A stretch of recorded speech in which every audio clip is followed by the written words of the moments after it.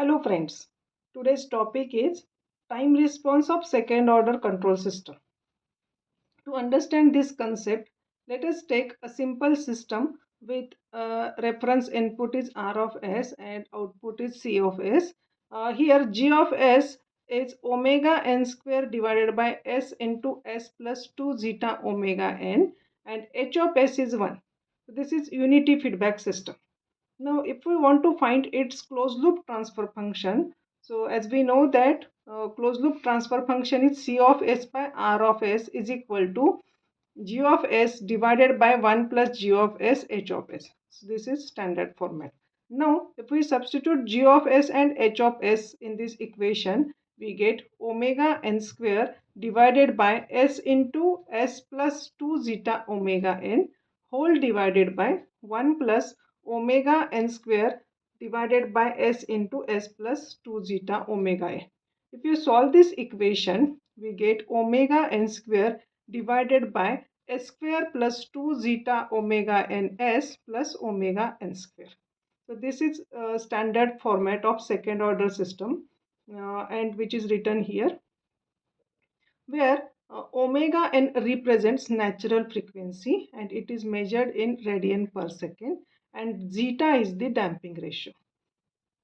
As a order of this denominator is 2, there are 4 cases according to zeta. If zeta is equal to 0, then the system is said to be undamped system. When zeta lies between 0 and 1, then the system is said to be underdamped system. When zeta is greater than 1, then that system is called as overdamped system. And when zeta is equal to 1, that system is called as critically damped system.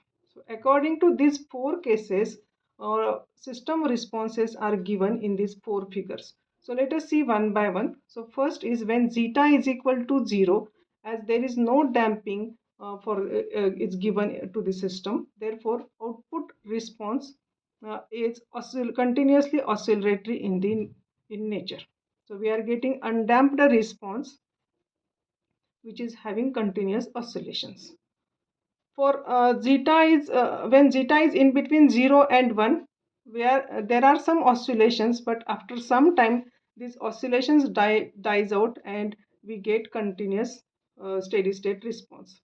When zeta is equal to 1, then system is called as critically damped system, and in that case output increases exponentially, and after some time we are getting steady state output.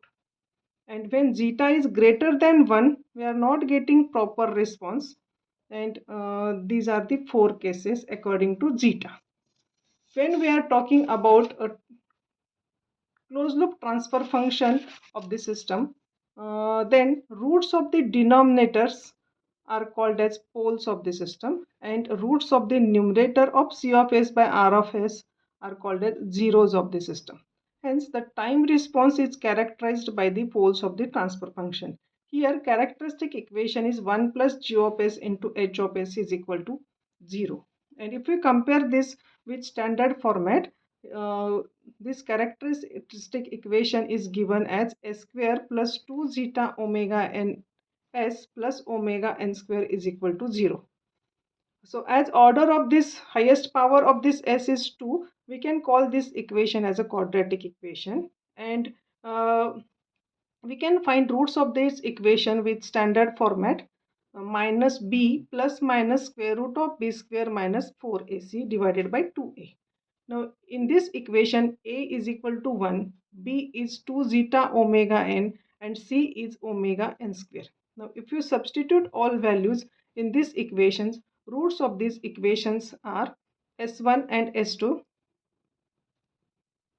is equal to minus 2 zeta omega n plus minus square root of 4 zeta square omega n square minus 4 omega n square divided by 2.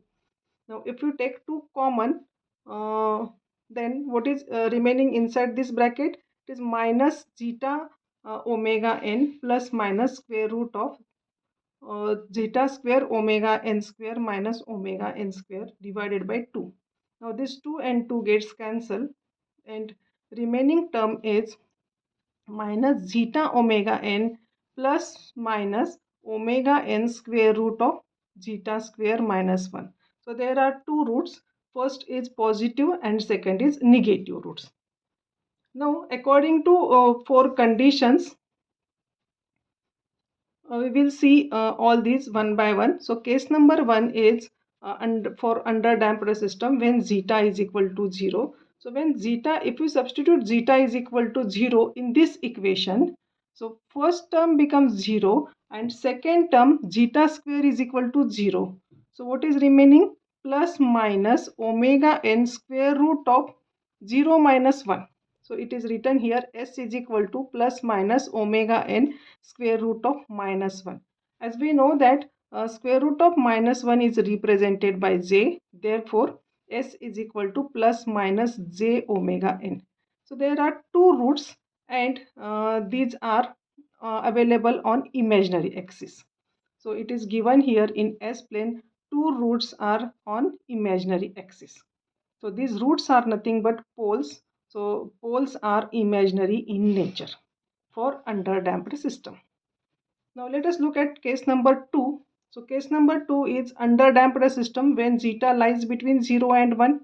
As zeta is less than 1, so this factor zeta square minus 1 square root of zeta square minus 1 becomes complex and hence it is written as j into square root of 1 minus zeta square.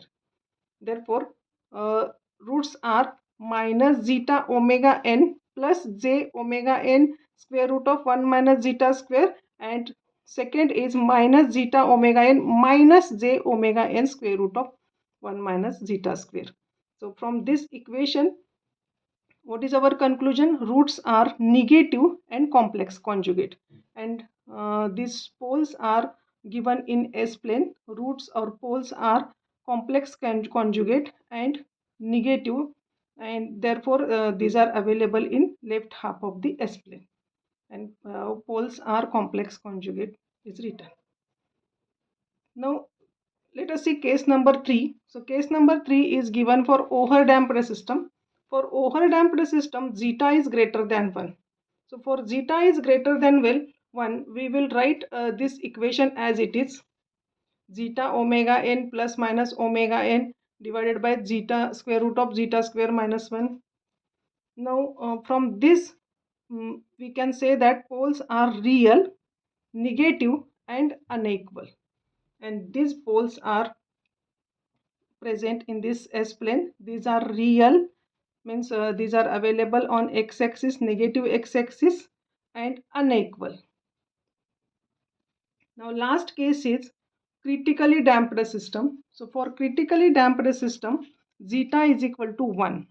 So when we substitute zeta is equal to 1 in this equation, so this term becomes minus omega n plus minus omega n into square root of 1 minus 1 is 0. So second term becomes 0, and what is remaining in first term? Minus omega n. So minus omega n is written here. S is equal to minus omega n, and hence we can say that poles are negative and equal, and these poles are given in S plane. These are negative, available real, available on x-axis, negative x-axis, and equal means these are repeated. So poles are real, negative and repeated in nature. So this is about second time response of second order system. Hope you understood this part. Thank you.